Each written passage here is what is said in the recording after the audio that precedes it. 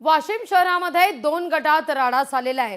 दगडफेकीत अनेक जण जखमी झाले आहेत। घरांवर आणि वाहनांवर दगडफेक करण्यात आली आहे। सध्या शहरात तणावपूर्ण शांतता आहे।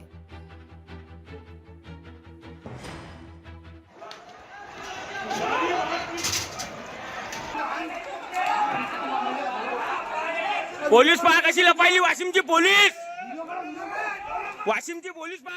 पाटणी चौक वाशिम येथे दोन युवक मोटरसायकलवरून जात असताना तिथून जाणाऱ्या एका फेरीवाल्यासोबत त्यांचा वाद झाला। त्यानंतर त्या मोटरसायकलवर युवकांनी नजर चुकून दुसऱ्याच इसमाच्या हातावर वार केला। त्याच्या हाताला लागलेला आहे।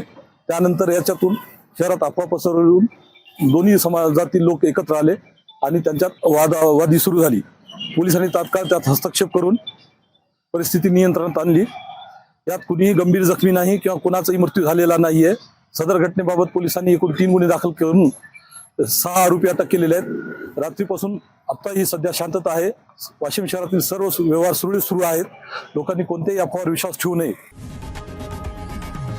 लोकशाही मराठी ऐका, पहा, जागरूक रहा।